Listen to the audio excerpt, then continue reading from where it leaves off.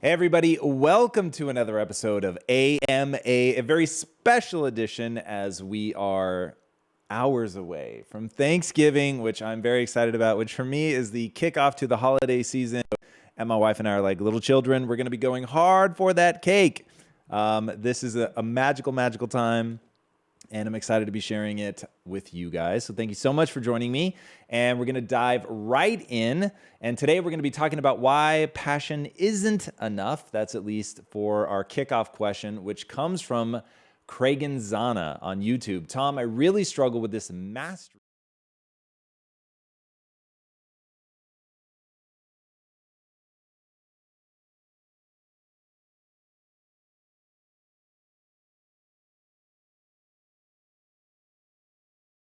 All right, so honestly, I can't say whether you're passionate enough or not.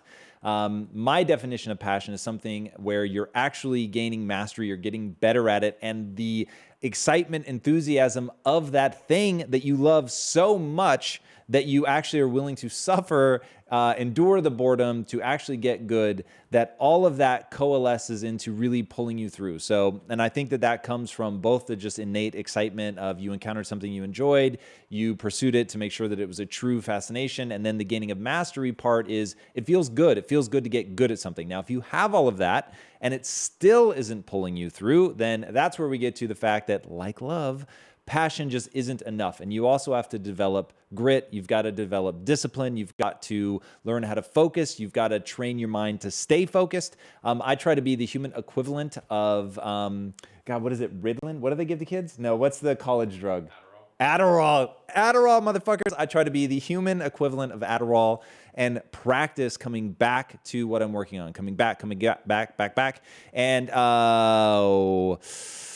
we just had my man on the show, Brendan Burchard. If you guys don't know him, he has this really awesome concept in his book, which oddly enough, like when I read it, I didn't think I was going to be leaning on it as heavily as I am, which is to really set your intention when you're transitioning from one thing to another. He says, get up, walk around. What I've started doing is I have a gym at my house, so I go to the gym and I bang out a couple of extra sets on whatever I was working on that day. It really gets my blood pumping again, and I go back and I really have intention on my next task, and I sit down with energy, with focus, and I go at it. And if I find myself where it's just like, you feel that lethargy kicking in, you're not able to focus again, I'll get up, I'll walk around, I'll go outside, I'll do something to re-energize myself and come back with all that attention. Also, if I find that, like in your case, like you're just drifting, you're wandering, I don't think, oh my God, like I don't have enough passion for this. What I think is I need to practice focusing. I need to develop my discipline. I need to get myself back. And one thing that's really help me with that is meditation, because meditation, what you're trying to do is not have any thoughts whatsoever and bring yourself back to the breath. And so in doing that, one, I'm good at realizing when I'm no longer doing the thing that I'd sat down to focus on. So in the case of meditation, I'm no longer focusing on optimizing the pleasure of each part of the breath cycle. My mind wandering, I'm chasing some thought. And so I say, back to the breath, or just breathe, actually is what I typically say, just breathe. And that trains me to very quickly bring my focus back to that thing. So in doing that every day, I really have gotten much, much better at recognizing when my attention wanders and bring it back. So that's just the truth. Passion isn't going to be enough. One, you need to have a gut check as to whether or not you actually are passionate. Only you're going to be able to answer that question. If you're met with excitement and all of that, then you probably are passionate. And then the rest is just you need to develop the habits and routines and practices that are going to allow you to maintain your focus and stay on it. All right, question number 2 comes from Winner Tips 10. I know you don't have kids, but how would you deal with a hard and long sickness? My daughter has lymphoma. Youch. I try to stay as positive as possible. I tend to be pessimistic by nature, but I'm working on it every single day and try my best. Currently, my only goal is for her to beat the cancer ASAP, but it really is hard sometimes. On the other hand, the situation causes some disagreements with my partner because we have different point of view on regarding some situations, for example, how to take care of her in this situation. So sometimes I feel so tired and lost. Any advice? Now, we've either had a question almost exactly like this before or this exact question. So I'm really fascinated to see if I answer them in the same way. So here's the truth, man. First and foremost, I just want to say, dude, I feel you. You are not in an easy situation, and you need to really allow yourself that there's no easy path. There's no simple answer. And the last thing I want to do is give you something trite. So I just first and foremost want to say, have a metric shit ton of compassion for yourself. Have a metric ton of compassion for your spouse. Obviously, compassion for your child for sure. So none of you are going to play this perfectly. There are going to be times where even though your child has lymphoma, they're acting like a legit brat, and you're going to think, oh God, like I can't say anything. I can't discipline them because like what they're going through is so brutal. You can't fall into that trap. There are going to be times where you're going to be a prick, and you've got to give yourself the compassion for that. There's going to be times where your wife really is, or your significant other really is handling things poorly, and you've got to meet her with compassion for that as well. So just accepting that this is going to be a messy thing, and that dealing with something over the long term like that, your best friend is going to be forgiveness, is going to be compassion. And then on top of that, just let it be a reminder that the thing that really matters is neurochemistry. It's about finding that joy. And I remember my mom had a very good friend who had a daughter that had a very long illness, and she was in the hospital a lot, and doing very simple things just to focus her in the moment on laughing, smiling, being happy. Like those things are just incredibly, incredibly powerful. And I think are ultimately the things you guys want to come back around to. Now, tomorrow's Thanksgiving. God, what were we thinking? This should have been an episode titled around gratitude. Okay, so I'm gonna punch myself in the mouth for that later. So I'm writing the newsletter right now, and what I'm breaking down are the things that I actually do to cultivate gratitude in my life. And I think that that's something that is really powerful. I just want to make sure that I'm actually answering your question though. Yeah, so I think ultimately the thing that answer that question is to have compassion for yourself because you feel lost sometimes, overwhelmed. So yeah, compassion, compassion, compassion. Now, how do I cultivate gratitude into my life to where I'm actually feeling that neurochemistry? So how do you cultivate the neurochemistry of gratitude? How do you cultivate the neurochemistry of joy? How do you find happiness in the middle of this dark time, which is absolutely essential, and it can be manufactured. So it goes like this. One, you're going to flip a switch in your mind, and you're going to say, I am going to cultivate this, and it doesn't need to come naturally, which is, I think, what everybody wants. Much like with love, they want love to be this sort of effortless thing that happens, and that may be how it starts, but it certainly isn't what's going to keep it going. So you've got to say to yourself, it's okay that I don't naturally feel the joy, the excitement. I'm overwhelmed by what's going on, but I'm going to make a decision now that I'm going to feel joy. I'm going to feel gratitude. Now, my daughter has cancer, so what do I have to feel gratitude for? One, you have breath in your lungs right now. Your daughter has breath in her lungs right now. You have a family unit right now. And even though that stuff may be tumultuous, focus on the parts of it that are working. And it may be something really, really simple, and I'll get deadly simple. That she has a bed in the hospital when she's in the hospital, that she has parents that love her, that you have a child that you love, that you have a significant other, that even though things aren't always going well, that you really can be there for each other. If she's lost her hair, that you like the way that the light shines off her head. I'm not kidding. These are all the kinds of things that I try to find in my life that are just so small that I know they're always going to be there for me.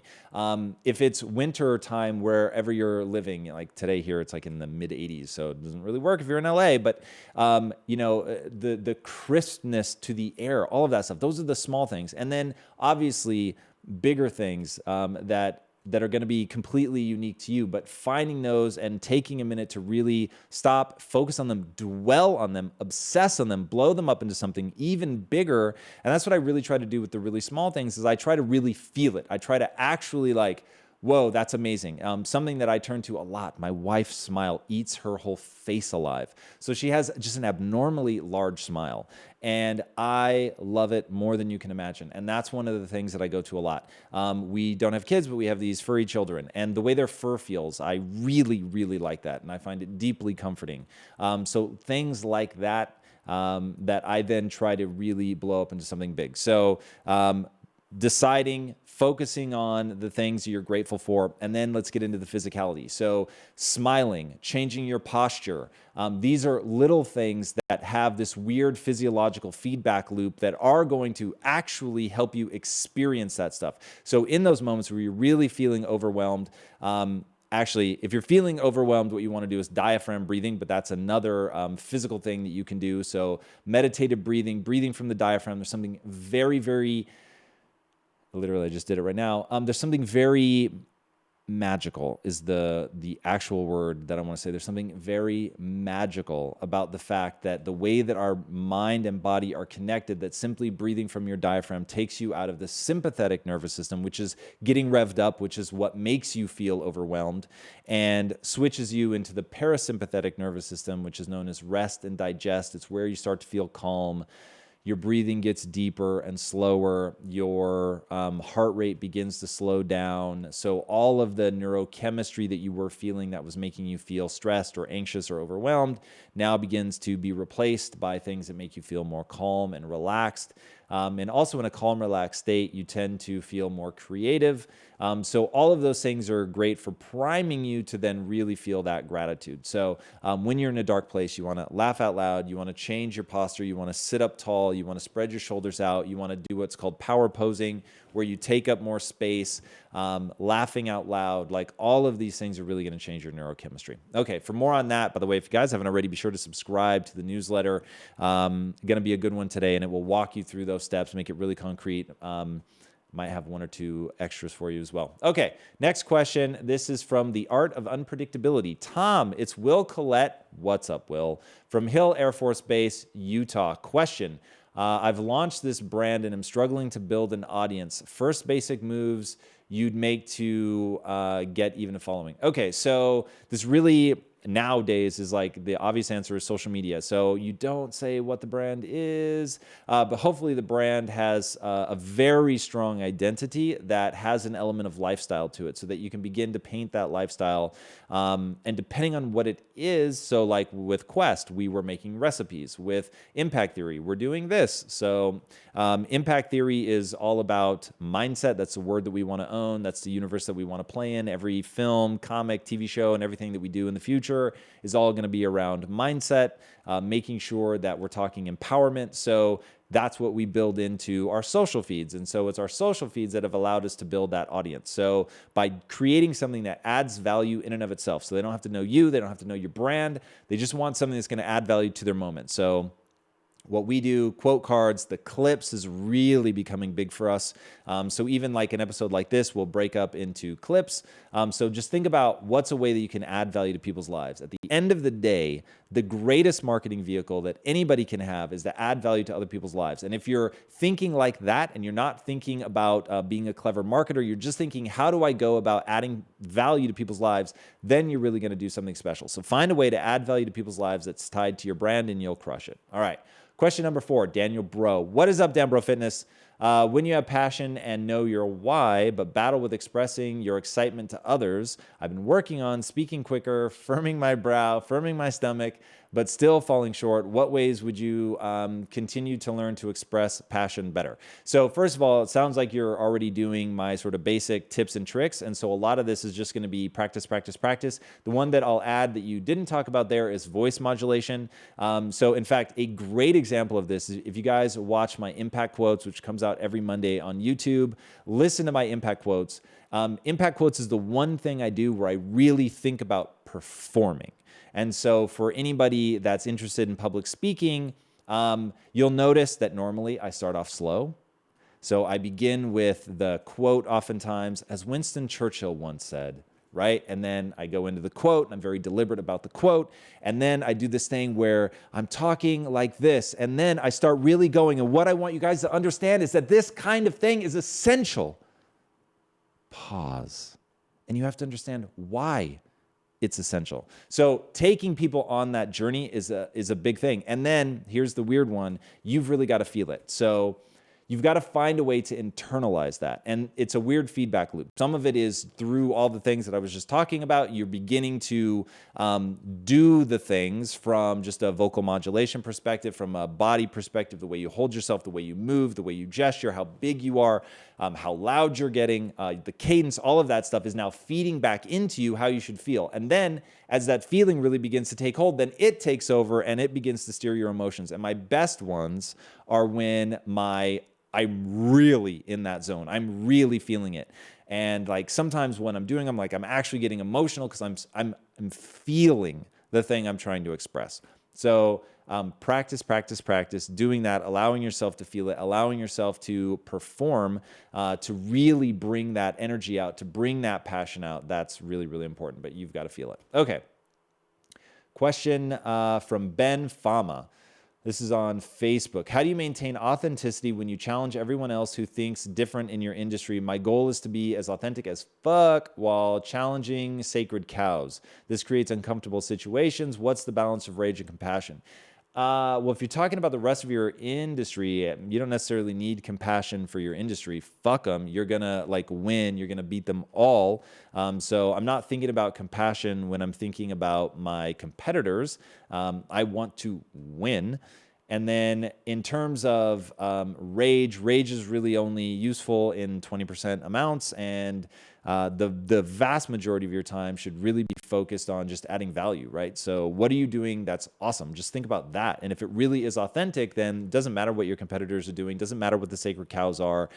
The only thing that matters is, does your audience understand the value proposition or not? And so understanding their frame of reference, understanding why the sacred cow is the sacred cow can be very, very important. So make sure that you're not doing things differently because you don't understand anything else. That can actually be a position of weakness. Make sure you understand the dominant paradigm and that you understand how what you're doing is better and is actually going to lead people to their goals more quickly, more efficiently, more enthusiastically than the dominant paradigm. Then it really becomes interesting because you're knowingly subverting the paradigm versus just sort of stumbling into something. Now, stumbling into it can work, but oftentimes when it's done from an ignorant point of view, it doesn't last. And so you don't know how to evolve your own thinking, which is really, if you guys have read The Innovator's Dilemma, is a big part of that. Like, how do you disrupt, but then continue to disrupt? How do you not become then beholden to your own disruption and that your past begins to calcify into dogma and you're not able to stay free and really see that next wave to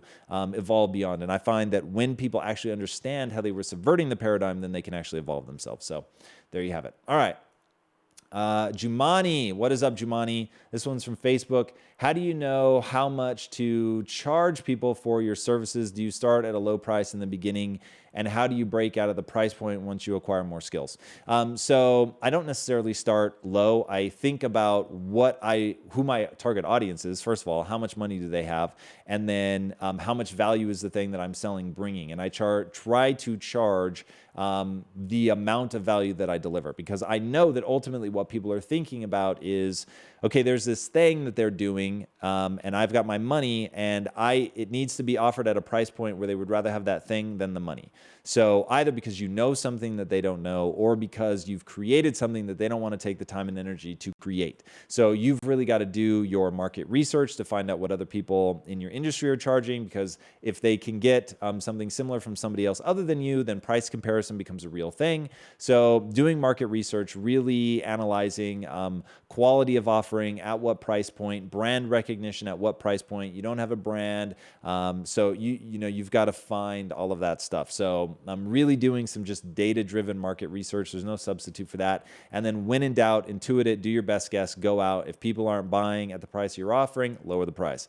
If you're finding that you're getting more jobs than you can handle, raise the price, right? And that's a great position to be in, that at X price, I get so many gigs. Like, for instance, if I lowered my speaking rate, I would get a lot more speaking jobs, but I don't want more speaking jobs.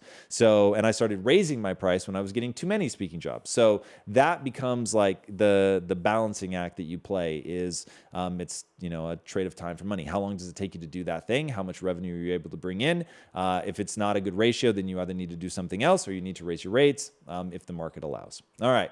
Next question is from Steve Hurley. This comes from YouTube. What best practices have you used or learned that allow you to tune into what you truly want and not be influenced by others to resist the conformity society tends to put on new entrepreneurs? Would I say that society puts conformity on new entrepreneurs? I wouldn't say that.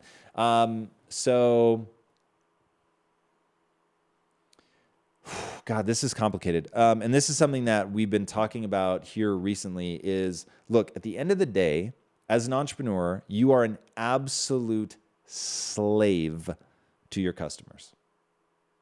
Brace yourself for that one. You're an absolute slave to your customers. And this is something that I think is getting lost in this everybody wants to be a CEO thing and everybody wants to be an entrepreneur, and they forget, man, you don't think you work for somebody? A, you work for your entire team. B, you absolutely work for the customer. And so once you really get a grasp of that, and as the entrepreneur, what you're saying is, guys, you can trust me to deliver, and that your trust is best placed in me, that I'm the one that's going to get you the result. But at the end of the day, you're trying to get your employees a result. You're trying to get your customers a result, and you need to hold yourself to that standard. I'm not Jesus. I've never thought about what society wanted me to be. I feel absolutely no sense of pressure from society whatsoever. But I feel an absolute crushing pressure to deliver something of value to my team and to my customers that they're actually willing to pay for.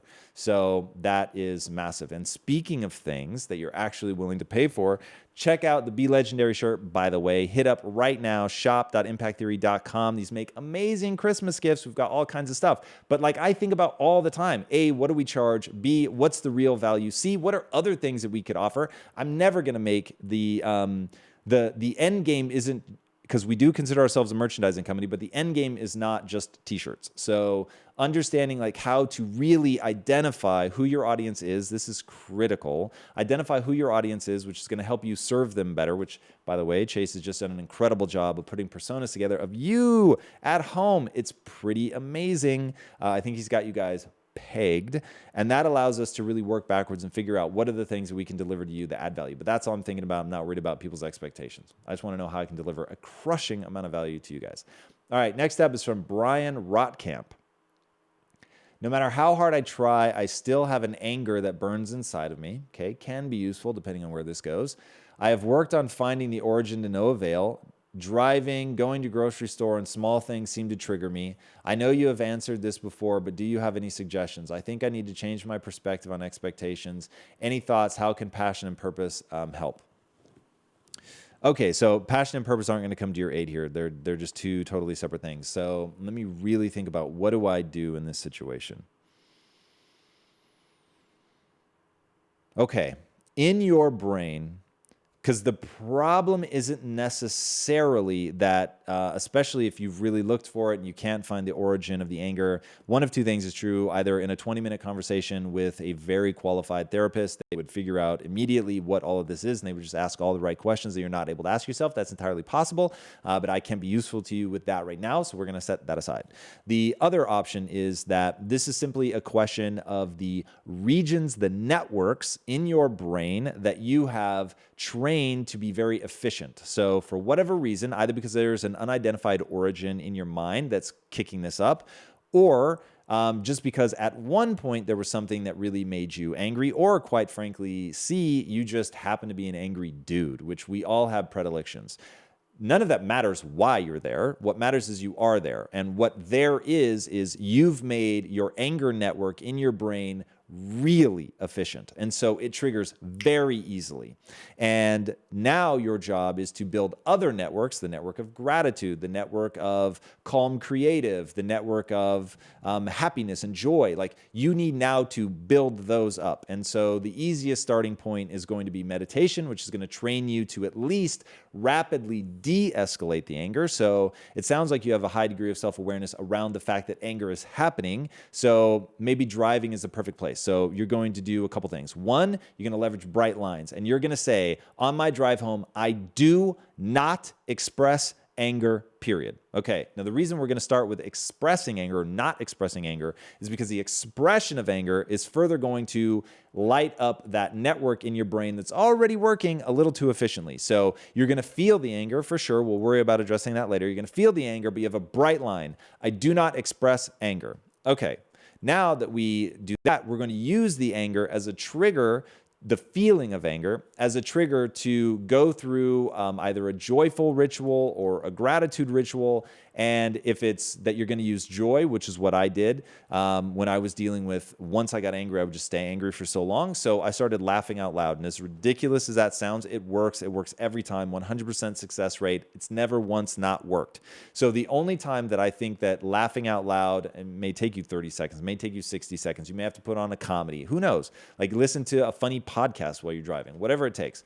But you're going to use that anger as a trigger for a joyful habit loop that you're going to put yourself in, where you're doing something in the physicality or with music or with podcasts, something that really changes your mood. So that you begin to really strengthen that network. And ultimately, that's what you need to do. You need to, it's the double whammy of not letting the anger network continue to be strengthened by feeding into it through reaction, and then building a new network of joy, of gratitude, whatever. Okay, try that, report back.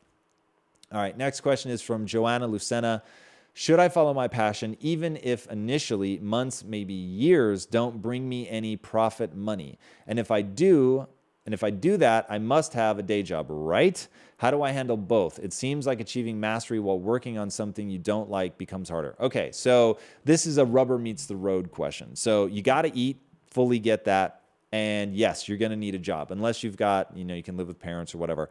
You'd be shocked if you're willing how much you can cut your expenses to the quick. So if you're making money doing something that you don't enjoy, I highly recommend that you cut your expenses to the quick, live with 5 other people in a studio apartment, move back in with your parents, whatever you need to do so that you don't have to work a soul-crushing job that takes a lot of time and energy while you develop revenue from something that you do like. Now, remember, following your passion doesn't necessarily mean being an entrepreneur. It means taking the time to find a company that makes a product that you really believe in, that the day-to-day thing that you're going to be doing actually makes you feel alive, that you're either learning something you deeply, deeply care about, and just the gaining of the skill set is in and of itself so thrilling that you want to keep doing it, or you're getting to express a skill set that you have and hopefully also gives you the opportunity to push forward and get even better at that thing.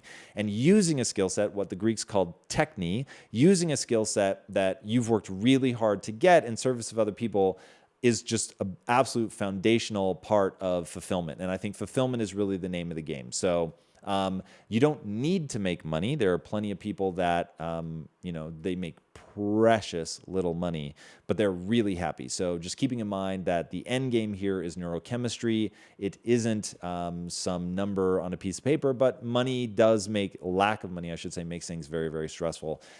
So if that lifestyle doesn't suit you, I would lower your expenses to the quick, get a job now that pays the bills so you're not panicking, but make sure it's a job that gives you free time so that you're able to go and find your idealized job. All right, that's what I would do. All right, next question is from Mia Lavoie, Facebook. Hey, Tom, I've been shy my whole life and over the years have found so much more confidence by finding more things I believe in and stand by, etc. But I notice that I still do revert to shyness around certain peers and more my authentic, confident self around others. Do you have any insight as to why this is and any tips on how to consistently stay in my most authentic expression? Or maybe there's a positivity to holding back from certain people, like a subconscious intuitive discretion. Thanks. All right, so first of all, I don't think being shy is a problem. So if there's times that you want to be shy, be shy. I'm getting more and more introverted as the days go by, but let me indulge for a second. Don't scroll off this because I want to share something with you guys that may or may not answer this question, but it might. So here we go. I find myself getting more and more introverted, but by nature, I think I walk a pretty fine line between extroversion and introversion. So I'm sort of a middle of the road, dyed-in-the-wool ambivert. But recently, I've found myself becoming more and more introverted. And so finally, I admitted to the team, I said, hey, look, it's going on. It is real. I have begun to sort of separate myself from you guys a little bit. I'm headphoning up a lot. But the reason is this. I am so excited by things that we've got going on in the background with the studio that I think is really, really going to pay off. that I think that we're beginning to meet the people we need to meet. I believe I'm beginning to put together the worldview that I'm going to need for all of us to be successful as a real studio. We're not playing at the studio. Like that is, I'm so fucking committed to building that thing.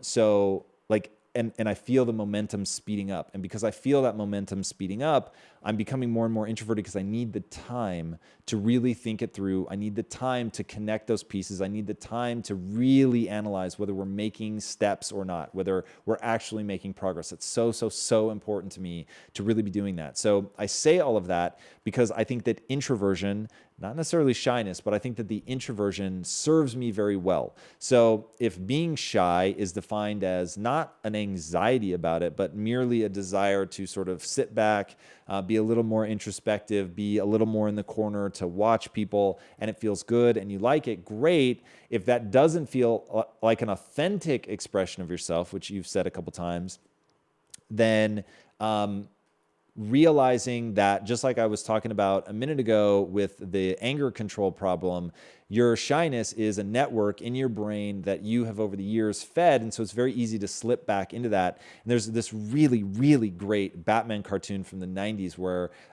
Bruce Wayne gets kidnapped by this gang and they don't know who he is. And so he gets forced into slave labor and he's just as scared as everybody else because he's got amnesia.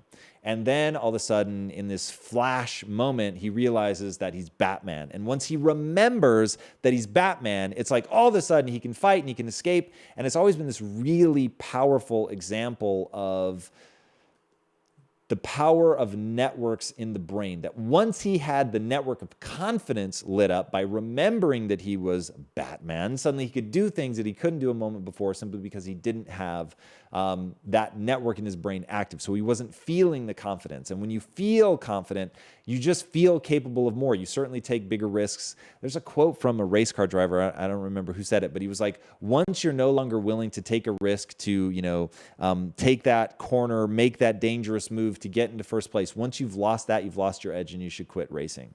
And I thought, wow, that's so true. That is confidence. Like once you've lost the confidence to allow you to do something other people won't do, to take that chance, to extend yourself, to take a risk, then you should probably stop. So you've got to decide whether the shyness is serving you, whether it's authentic or not. And you've got to, if it's not authentic and it's just this old network that just has too much efficiency built into it because you spent so much time feeding into that and behaving that way, you've got to remind yourself that that's what it is. So when you feel yourself being shy, you've slipped into a network, and then do things, whatever that is. Music, I use music a lot to get myself into a confident state. Meditating to get into a calm state. Like whatever you need to do to trigger that network that you want to be in, just understand that that's how the brain works, that you've hardwired these clusters and they make you feel a certain way. And when you're feeling that, it feels like your identity. It feels like the sum total of what you're capable of. But you can actually shift into a different network and become truly capable of more. Okay.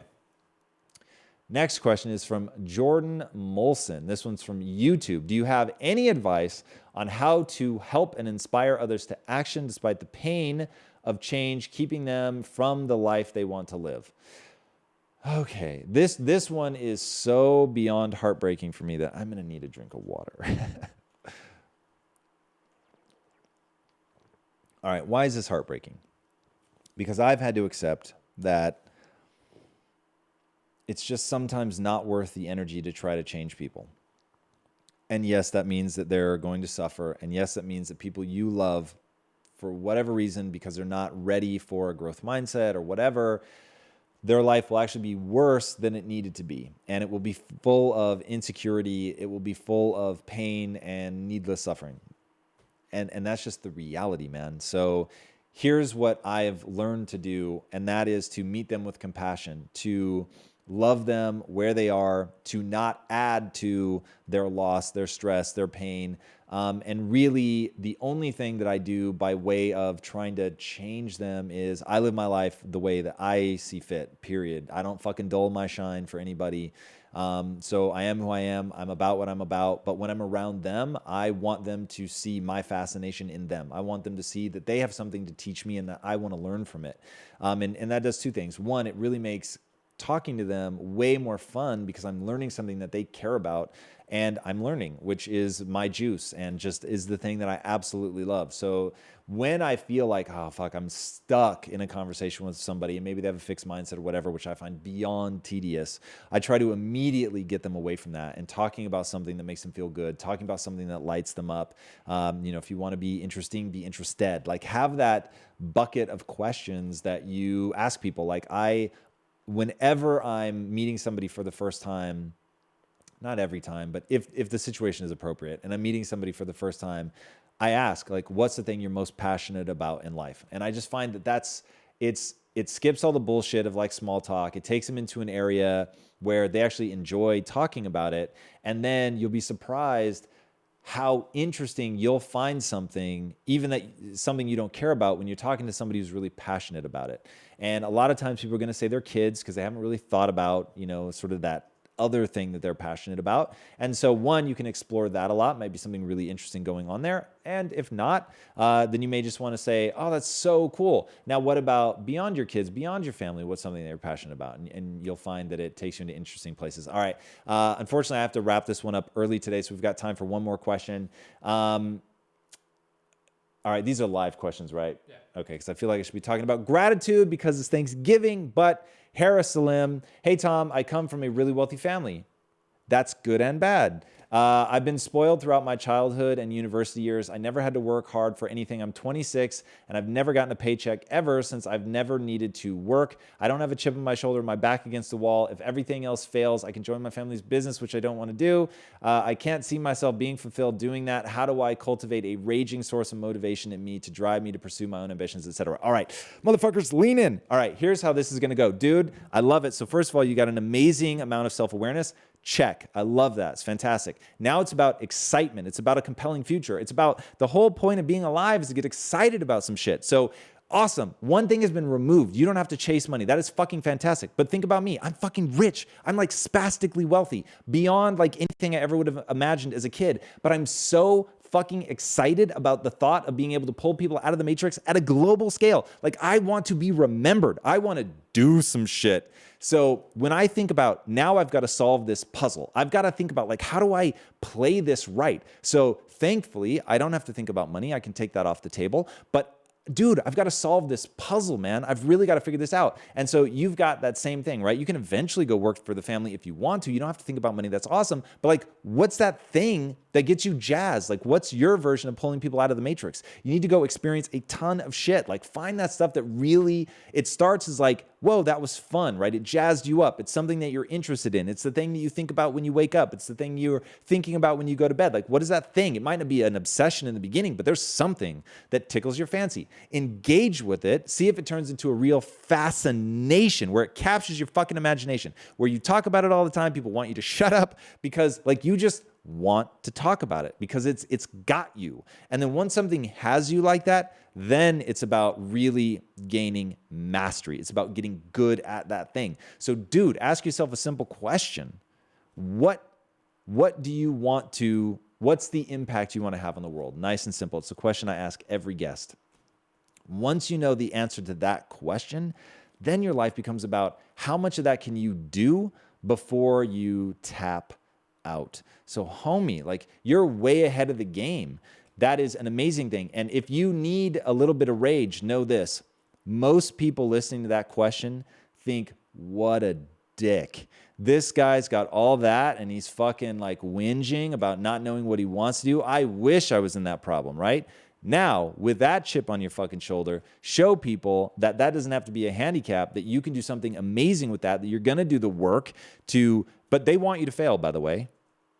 Let that sink in. So they want you to fail. So letting that be something where you're not going to be defined by the fact that you grew up with money. You're not going to let that make you soft. You're not going to let that stop you from developing grit because you're going to take the time to figure out what that thing is that you want to do, what the impact is that you want to have in the world, and you're going to have disproportionate effect on the world. Because let me tell you, not every rich fucker out there ends up doing anything with their life. So my friend, this is a game about finding that thing that you love, that gets you excited, and be willing to play at a level where you'll be remembered. And if you're not remembered with all the advantages that you have, shame on you. Yeah, buddy. Now, gratitude, man. Gratitude, everybody. This is the time. It is a choice. It is a decision. We're about to enter into one of the most beautiful times. I don't care what religion you are. I am not religious in the fucking slightest. I'm about as unreligious as a human being can get. And dude, I'm telling you, this is just a time, certainly here in the West, the timing of everything where people just decide they're going to be a little bit nicer. They're going to have a little bit more fun. They're going to be a little bit more jazzed up. So flip that switch in your head. Have that same feeling. Go into this time period for all it's worth, man. Think about the things that you love. We talked about them earlier with the guy who, unfortunately, his daughter has cancer. But even in a moment like that, there's 1,000 things that you could find to be grateful for. Focus on that. You get what you focus on. Put your energy into really making this a special time of year. Enjoy the shit out of it. Be way, way, way childlike. And you will get a lot out of that. And by the way, guys, I did a special impact quotes that dropped this Monday. Go check it out. It's all about gratitude. I was really feeling this one. I want you guys to see it. I want you to share it. Get the word out there. That would be amazing. And let's all just share some love in the comments. Dude, this is such a cool time. Guys, go have fun. Fucking love life. This is amazing. All right, hit me up on social. Let me know what you guys are grateful for. I love hearing that shit. Let me know what you think about the impact quotes. And if you haven't already, be sure to subscribe. And until next time, my friends, be legendary. Take care. Bye. Happy holidays.